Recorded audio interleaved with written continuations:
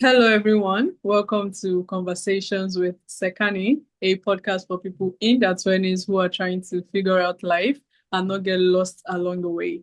Today's guest is Natasha Neece, founder and frontwoman of Living Loving Led, an all-male Led Zeppelin tribute band.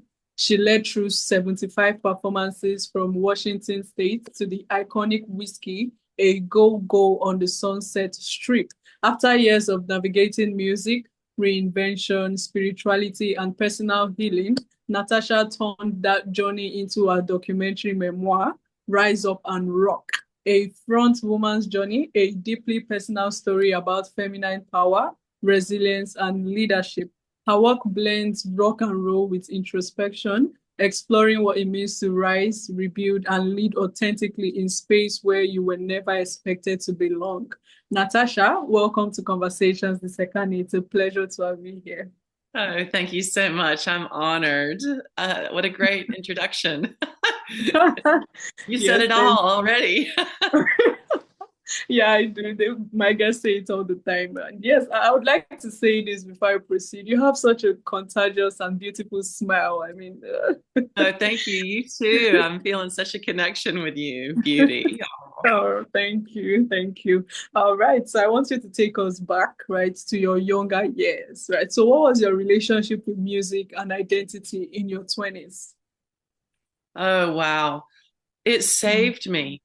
Music was such a lifeline for me. Um, when I was 16 years old, I was grounded for the whole summer Hmm. because my mom caught me drinking. And in that summer, I did nothing but use music as catharsis.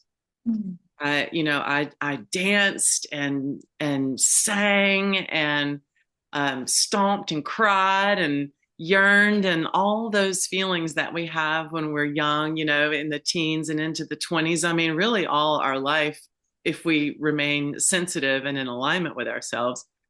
But I used music to heal, to cope, and to empower myself. Um, I found that through moving the energy through my body and also through my breath, like through singing, and I didn't care about what I sounded like because I was all by myself.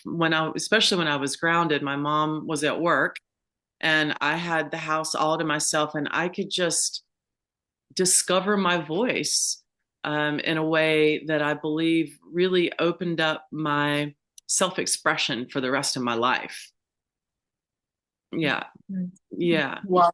All right. So, talking about you, before becoming a front woman, right? Did you always see yourself, stepping into leadership and visibility? Um, that's a good question. It wasn't a goal. It wasn't a goal necessarily to be a leader and to be visible, but I did have a lot of passion and I Mm. knew that I needed to channel it some way. And it just turned out that passion is very well channeled through music and being a front woman, a singer. And I knew that I wanted to do it really well. And I wanted my band members to be really well. If I was going to be visible, I wanted it to be extraordinary. I didn't want it to be, kind of not so great or where people could be like, yeah, I don't know. And like, but I wanted it to be amazing. I wanted it to be jaw dropping, like I wanted to amaze people. If I'm going to put myself out there, I wanted to be amazing. So I had to step into leadership because I had to make sure that the band members had that spirit of excellence. They weren't just trying to get by and do the little bit that they could to get by. I wanted to go far over and beyond. And so I found myself being the leader just so that I could have that excellent experience. Mm. Wow. All right. So first of all, I would say your journey is one I think people should emulate, right? You're always going for greatness. You always wanted better and wanted more for yourself. And I think that's what young adults should, try to emulate and also people in their daily lives, right? But I want us to go in depth into your life, right? You've spoken about living an abusive relationship. So how did that period, shape the woman you became? Wow. Well, I felt like I gave my power away. And that's why I was in a relationship that was not healthy. And I was in a string of relationships that weren't healthy. Most of my life, I was in relationships that I was giving my power away because otherwise I would intimidate them or, they would be insecure. So I played Mm. small so that I could stay in the relationship because, I was attracted to the guy. So I did eventually realize that that was not serving me because I was so concerned about pleasing him, whether it be a relationship or a work situation or whatever, our life is made of relationships and we can give our power away in many ways. But what I discovered was that I was so concerned about what he was thinking and saying and stuff that I had completely abandoned myself. I was not even aware of really how I felt. And even if I was feeling uncomfortable and I was aware of that, I didn't have the courage to speak my truth because I was afraid that he would leave. I was afraid of abandonment. So basically, I abandoned myself. Right. Okay. First of all, I think this pattern is often seen amongst high achieving women, right? They try to, Ah, tone themselves down a bit just so they could be in a relationship, of which I don't think is healthy, right? And mm-mm. mostly young adults too. We also see ourselves in situations like that, especially when you mention giving your power away, right? Most women actually do give their power away, and some are not even aware and that's what they are doing, right? So it's good you told us your story. At least we can learn from it, right? So yes, thank you, Natasha. And Yes, and I want to add to I what you want us just to do said a about. deep dive. Can I add just a little bit about giving your power away in relationships so that we can have relationships? Um, I would ask us all to believe that there are strong men out there, or partners, or businesses, or people in general who can meet us. I felt afraid that no one could really meet me, but now I'm learning to believe that it's a vibrational thing that as we really rise, we'll naturally attract people that can meet us. We just have to believe in ourselves. Exactly. We have to change our mindset, take away that mindset that makes us feel like there's nobody that, our spec, we call it spec over here, actually. Our spec is not there, right? So you have to change your mindset. And yes, like you said, vibrational, you attract what you think of, right? So, yes, exactly. Talking about your journey, I want us to do a deep dive into it. So, what inspired you to create an all-male led Zeppelin tribute band with yourself as the front one? Well,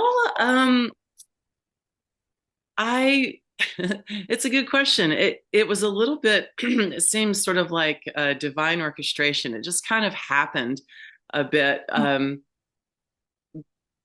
But as far as Led Zeppelin is a very the singer Robert Plant is very emotional.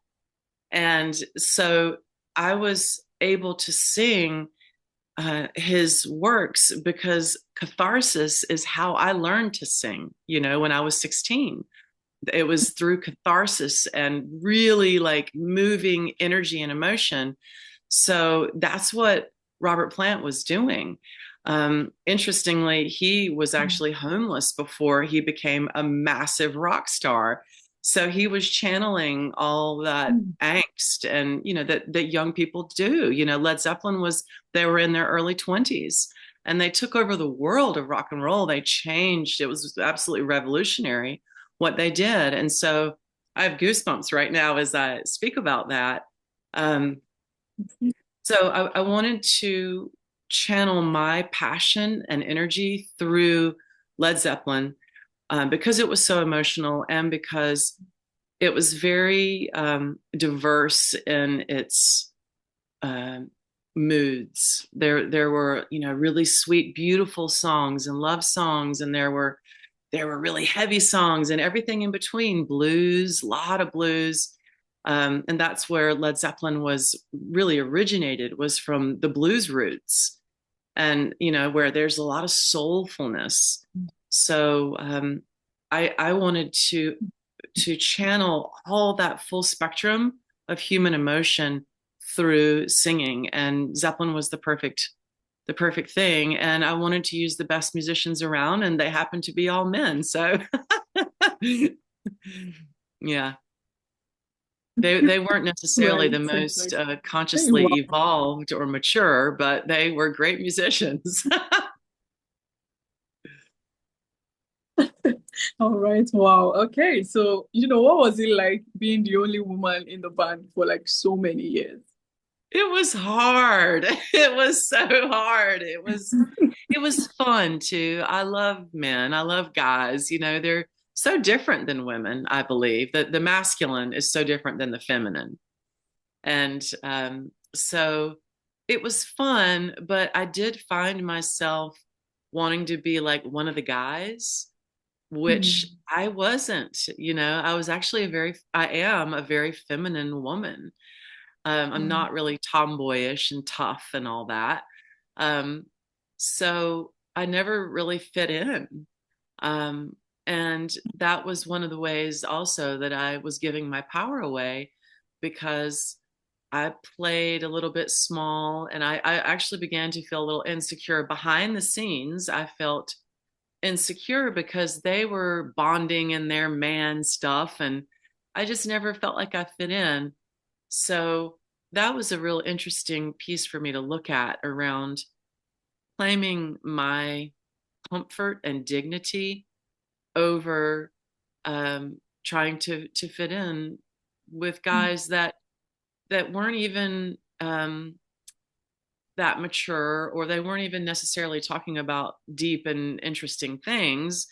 Um, but yet I was the one that felt uncool. mm, So I had to really look at that.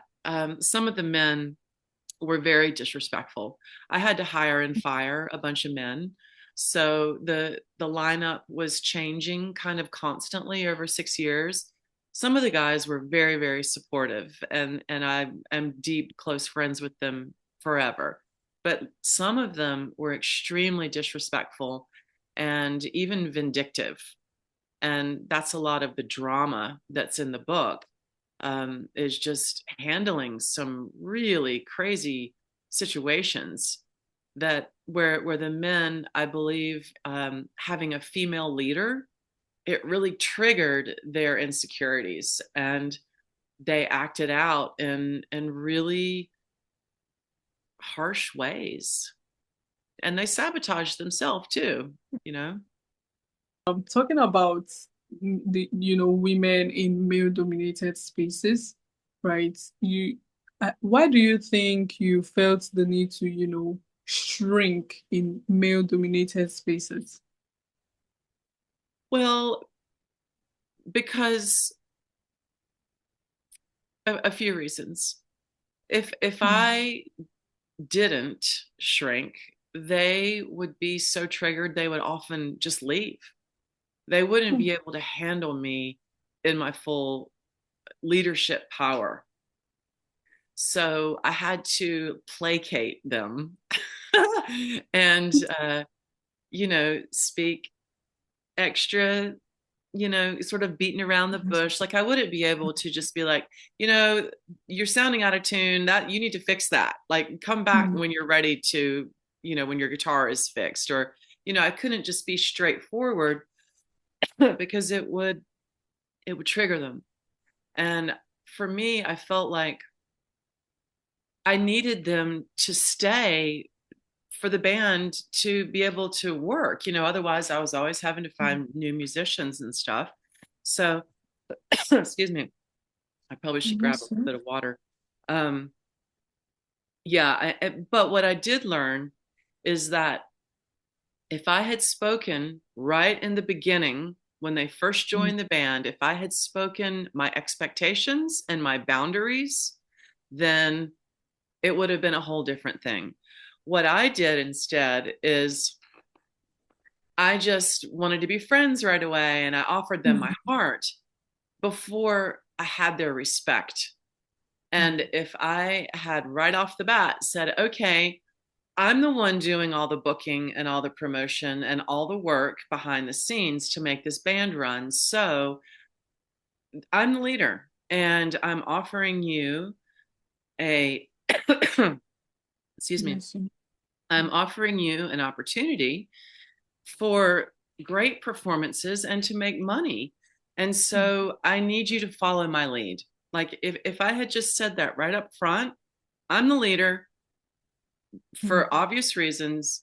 I need you to follow my lead, you know, and also I totally care about what you think and what you feel. And of course, I'm going to want to take your opinions into consideration, but I have the final word.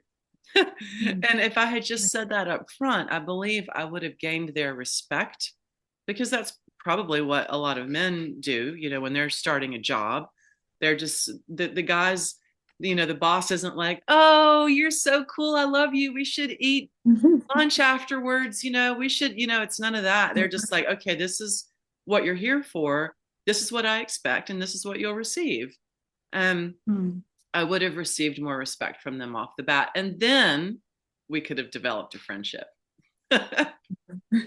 Right. Wow. I think this is actually a story that people should learn from, right? Specifically women. Because, women, we are more emotional. We are trying to we're almost at the pleasing end. We're always trying to please people. We don't want to hurt their feelings. But then it's important to understand that we don't have to hurt people's feelings, but we can also communicate what we want. Right. So, like you said, if you had communicated what you wanted from the beginning, there would have been respect and also there would have been love, right? There was a way you could strike a balance between both of them, right? So Yeah.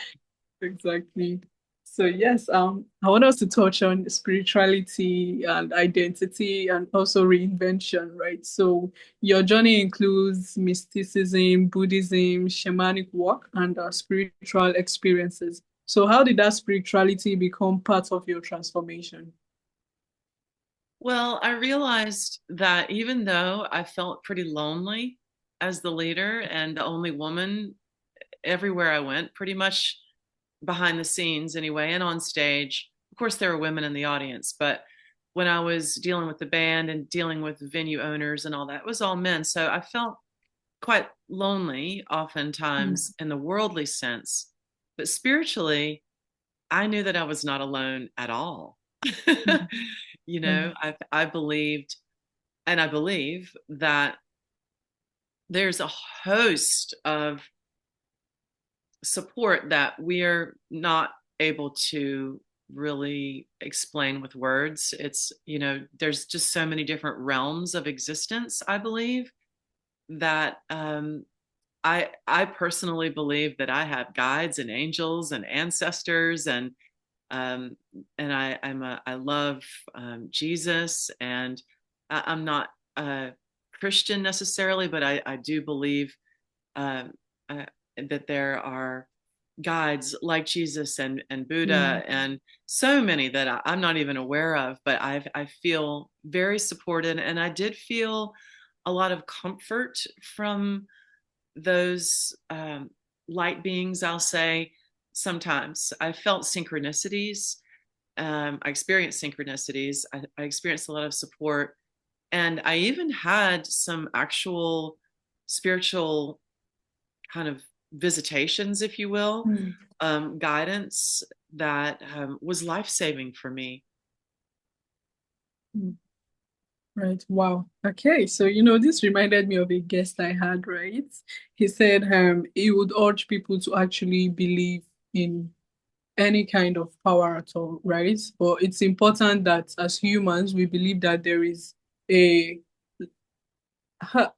I don't know how to put it right, but there's a much more higher being, right? So that we can, look up to someone or something, right? That way it keeps us in check and also makes us feel better and not lonely, right? So he actually urges people. I mean, if you're a Christian, believe in God, believe in Buddhism, whatever works for you, right? But it's important that you actually do believe in something because it will actually help your journey, right? So yeah, and talking about transition and reflection, right? So was there a moment where you realized your story needed to become a book? Yes.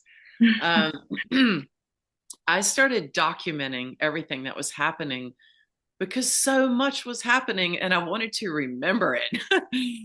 So I just started writing, how we started the shows, who was with us, and how I just started documenting.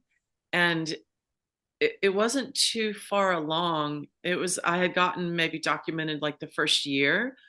And I was like, this is crazy. Like I, I couldn't believe the amount of drama that happened even in the first year, and it continued and continued and continued. And so within that 6 years, it was such a potent slice of human life, like it was all about relationships with other people and also with ourselves, mostly, first and foremost. So it's something that we can all relate to. um, Communication, especially communication between men and women, and especially when the woman is the leader. So I just thought it's a really great opportunity for me to write out this whole drama and then do commentary all the way through around how I was feeling, what I was learning, what was coming up for me, and what I was seeing happen for the other men around me and their wives, and their girlfriends and families. And um, yeah, so I uh, I realized that it needed to be a book. All Yeah. right. Okay. So yeah, talking about your book, I think I would urge people to, check it out, right? So yeah, Yeah, thank here it is you. right here. This is Okay. what it looks like. Okay. Rise up and rock. I like the name, by the way. Yeah. Rock. I like the word rock. Okay, so yes, thank you, Natasha. I would say this has been amazing. And finally, right, I just want you to talk to someone out there because that's the whole purpose of my podcast, to give advice to young adults. So for Love that. someone in their 20s who feels trapped by fear, expectation, or self-doubt, what would you tell them? Mm. Be gentle on yourself. Hmm. Don't have too much of a harsh inner critic. Um, Seek mentors that you trust and that you feel can be honest with you, and believe in yourself. Hmm. Um, really look into the insecurities and that you feel, and um, actively battle those insecurities. Battle is not really the right word, but um, tell yourself the opposite of those insecurities, and really feed yourself, nurture yourself with kind words, and take care of yourself. You're precious, and um, yeah, read my Wow. book, reach out to me. I'm happy to be a mentor. Right, exactly. Oh, thank you, Natasha. And like you said, be gentle on yourself, right? Just be gentle. Thank you for such, kind words and inspiring words. And yes, Natasha, this brings me to the final segment. It's called the rapid fire segment, right? So you could either answer with a word or a phrase. So starting now, what is one thing rock music taught you about life?